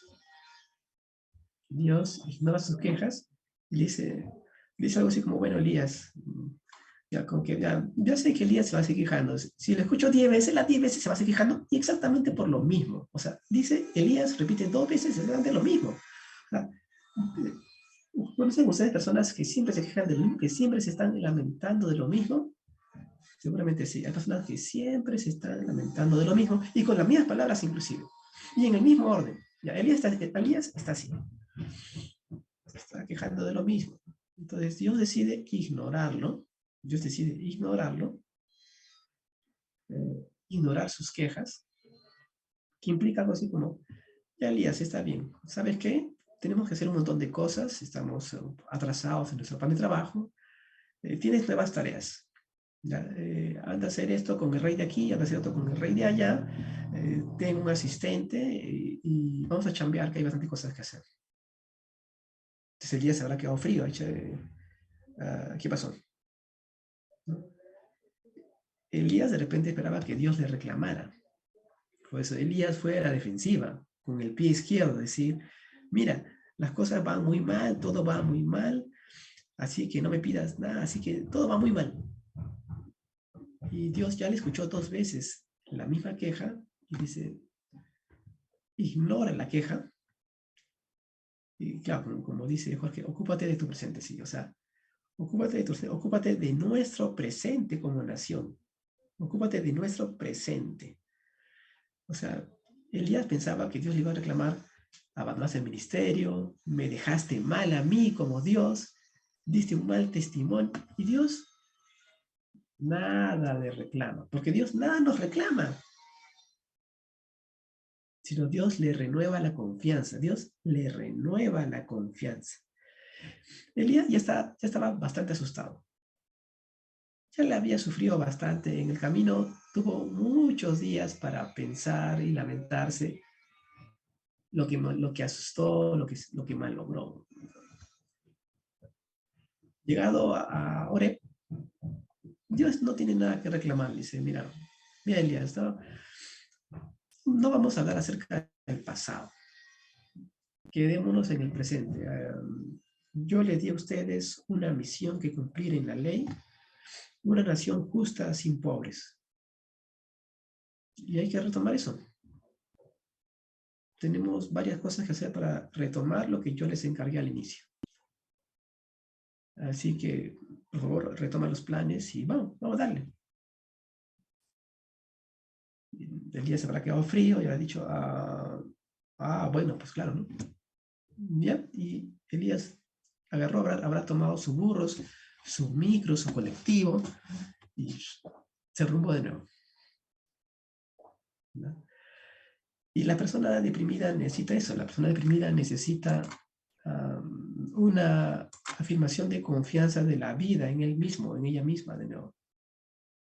La persona deprimida necesita renovar su confianza en la vida, confianza en la vida, en el presente, en un futuro bueno, en Dios. La persona necesita reafirmar su confianza. Esa reafirmación de la confianza, eso en parte es un hecho racional que tiene que ver con el cambio de las creencias irracionales que vimos hace un ratito y que la vamos a seguir viendo en las siguientes sesiones, pero también implica un ejercicio simbólico que se hace de manera imaginaria en el consultorio.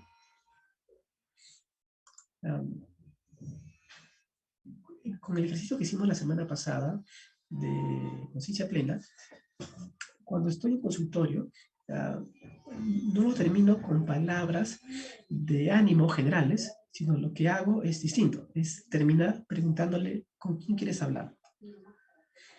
Y ahora dicen, bueno, quiero hablar con mis padres. Por lo general quieren hablar con los padres, con mi padre, con mi madre. A veces dicen con Dios, con Jesús. Una vez me dijeron la Virgen María. Entonces yo hago la voz. O sea, la persona le dice algo a sus padres, a Dios. Algo le dicen y llora, ¿no? De que se siente triste, que todo le da mal. Y a continuación, yo hago la voz de esa persona. Hago la voz de Dios, de los padres. Una vez hice la voz de la Virgen María. Entonces, entonces digo lo que la persona necesita escuchar. A veces necesita escuchar que le perdonan, a veces que le piden perdón, a veces necesita escuchar palabras de valor, de que la persona vale, de que el futuro va a estar bien. Lo que yo escucho que la persona necesita escuchar. Ese es un ejercicio gestáltico para cerrar un diálogo pendiente. Eso está en el marco de terapia gestal, que lo hemos visto en la primera sesión, hablamos que trabajamos en 3 marcos. Cognitivo-conductual, que es más racional. Gestáltico, que es más simbólico-emotivo, apela mucho al teatro, a la dramatización, y el enfoque de terapia breve, que es un enfoque sistémico. Entonces, al paciente yo le digo, le digo lo que yo veo que necesita escuchar. Hago la voz de esa forma, le digo, te va a hablar Dios, te va a hablar tu mamá, te va a hablar tu papá, te va a hablar tu ex, ¿no? Entonces, la persona se hace un mar de lágrimas por segunda vez, pero la persona respira. Después del ejercicio, respira. Da un suspiro. Y le pregunto, pues, ¿cómo te sientes? Y me dicen, siento que me he quitado un gran peso de encima. Siento que se me ha ido un gran peso de encima. ¿No? Entonces, y aquí Dios hace eso, o sea, le dice ya, bueno, yo renuevo, está implícito la renovación de la confianza de Dios en Elías. O sea, Dios le perdona y le dice, bueno, renuevo mi confianza en ti. Te perdono y ahora vamos a hacer. Entonces, retomemos tu labor en este llamado que tienen ustedes de ser una nación justa, conforme a la ley. Y entonces, entonces acá retomamos también dos temas más, que es el tema de la corrupción y el tema de qué hacemos con las familias que huyeron, ¿no? Porque la Biblia no son relatos psicológicos, ¿no? Son relatos simplemente de la vida. Tienen un aspecto psicológico, tienen aspectos políticos. Porque la Biblia dice, sí, la vida, todo es psicológico, todo es político.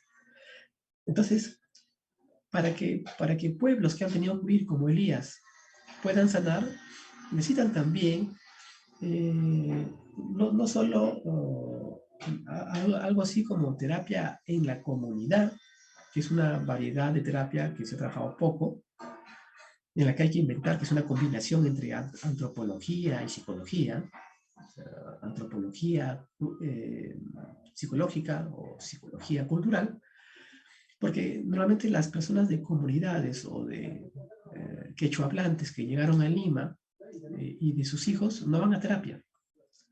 No van a terapia, son personas que rechazan mucho todo lo psicológico, más si son evangélicos lo rechazan más todavía. Y además terapia individual también les suena muy extraño porque son personas y familias que funcionan en familia, funcionan en comunidad, lo que está bien, ¿no? Funcionan en comunidad. Terapia individual les suena a nada.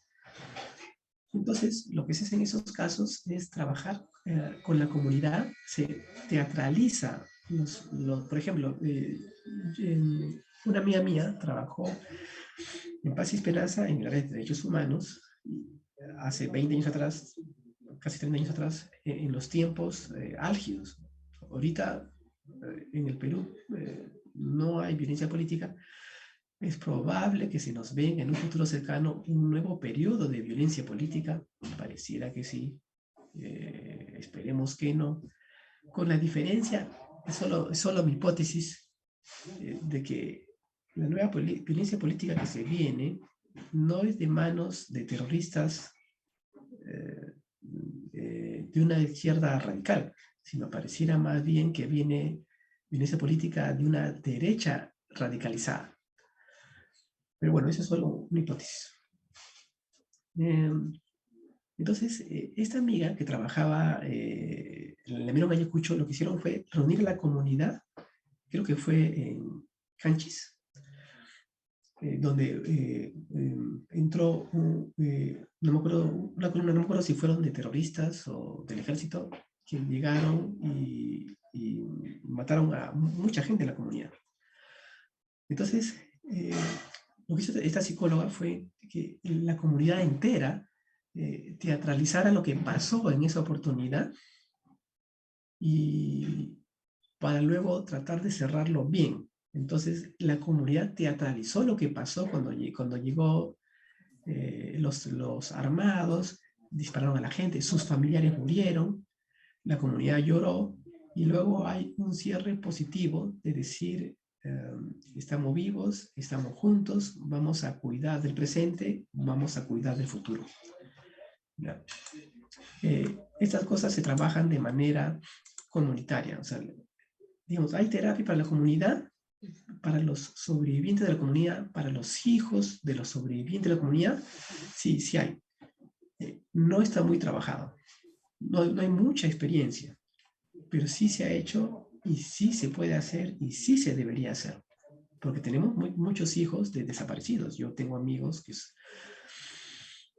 son hijos de desaparecidos, que los llevaron una noche al cuartel y nunca más volvieron a aparecer, ¿no? Y los han buscado durante años los cuerpos y no han encontrado, ¿no? Y después de más de 20 años, el cuerpo de papá nunca más apareció, ¿no? Entonces, sí se puede, sí hay forma de trabajarlo, sí vale la pena. Entonces, por otro lado, Dios manda a Elías a seguir trabajando. Porque el hecho de combatir la corrupción, combatir la injusticia, también sana. Así como la corrupción estresa, así como la corrupción enferma a la comunidad. En el Perú todos estamos estresados del nivel de corrupción que vemos, del nivel de zozobra que vemos. El combate a la corrupción, la llegada de la justicia, la solidaridad, el orden, también sana. Entonces me preguntaban, ¿combatir la corrupción, que retroceder la corrupción, sana? Claro que sana. O sea, la sanidad no es una cosa solo individual. No solo la hace el consejero o el terapeuta o el psicólogo.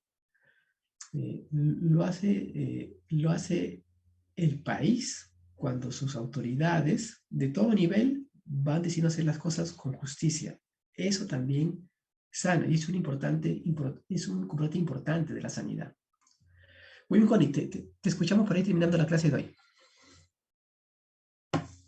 Ajá, profesor, en relación al ejemplo que estaba usted, que acaba de exponer, para esas personas que no pueden dar el cierre, en el caso de estas personas que se han desaparecido y no puedes darle un cierre porque no sabes qué fue lo que pasó, ¿cuál sería ahí su orientación para sacarlos de ese estado de depresión?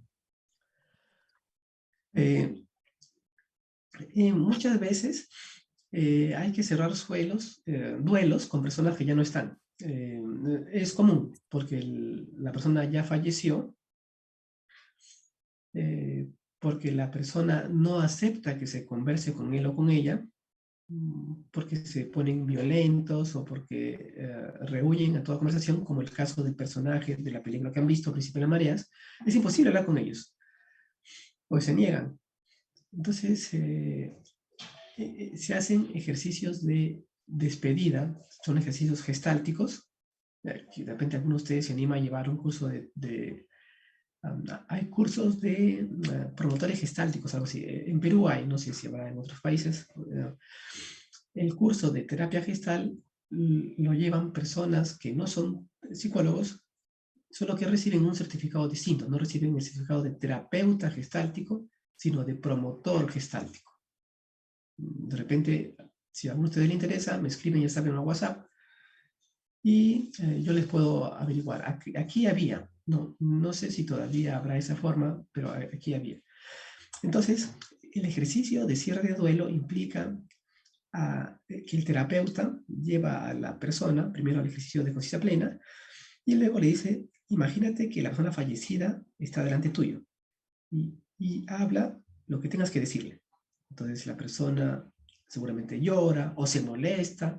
Entonces el terapeuta le dice, hace la voz del fallecido y le dice al paciente lo que necesita escuchar. Que le pida perdón, que le perdone, que le dé sus palabras de bendición, lo que necesite. Y al final que se despida, ¿no? Entonces el fallecido le dice, yo te doy mi bendición, vive en paz. Y a continuación el fallecido, digamos, en la imaginación se va alejando, alejando, alejando, hasta que desaparece. Y la persona que queda viva debe decir algunas palabras, ¿no? Yo me doy el permiso de ser feliz de nuevo. Yo me doy el permiso de ser feliz de nuevo. Me quedo con los buenos recuerdos. Me quedo con los buenos recuerdos. Por lo general, el paciente, cuando dice, me doy el permiso de ser feliz de nuevo, se hace un mar de lágrimas, un mar de llanto. Es un diálogo que necesita escuchar la persona afectada. Es el diálogo en el que necesita participar la persona afectada. La persona que está viva tiene que despedirse. Primero, le dice lo que le fluya al fallecido. Luego yo hago la voz del fallecido diciéndole lo que yo veo que necesita escuchar. luego el fallecido imaginariamente se aleja, y luego yo le doy palabras al vivo para que diga, para que repita. Yo me doy el permiso de ser feliz de nuevo. Son ejercicios gestálticos. Gestal es así, es full teatralización, full imaginación. Y terapia grupal gestáltica es alucinante. Muy bonito, muy bueno, muy creativo. Muy bien. Una pregunta más para terminar, así rapidito, una preguntita más para terminar, porque ya comienza la clase del doctor César Basalar, un gran amigo.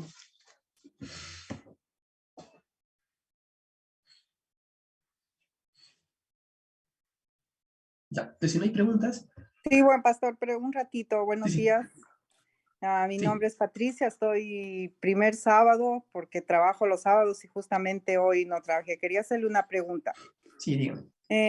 Lo que estamos hablando de Elías, quizás quería hacerle una pregunta porque esto es lo que estamos pasando en mi casa. O sea, mi esposo viene de un hogar muy violento con su papá, ya ellos murieron, pero él se ha quedado encerrado en eso, con todo eso adentro, o sea, y por lo tanto eso le produce violencia, él no quiere hablar de nada del pasado, se ha encerrado y reacciona mal aquí en la casa con los muchachos, o sea, estamos viviendo en estos tiempos una situación muy difícil porque él se va haciendo cada día más adulto y se va encerrando más. Entonces ya ha llegado a un punto pues que como todos quisiéramos irnos corriendo ya porque responde mal, todo le parece mal. Y como usted dijo en antes, va a la iglesia, sirve todo, pero sale corriendo, no quiere tener sociabilidad con nadie.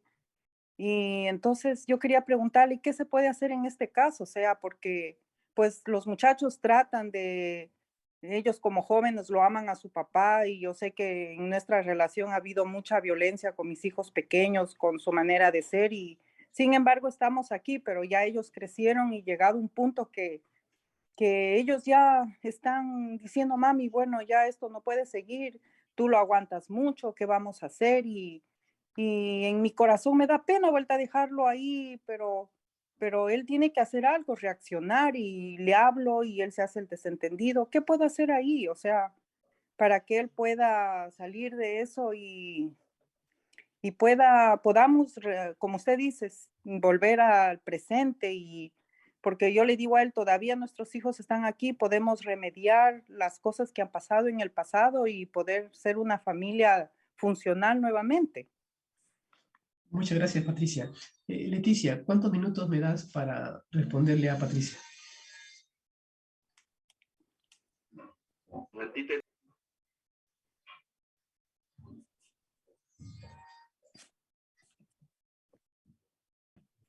Ok. 5 minutos. 5 minutos, ya, muy bien. Muy bien, Patricia.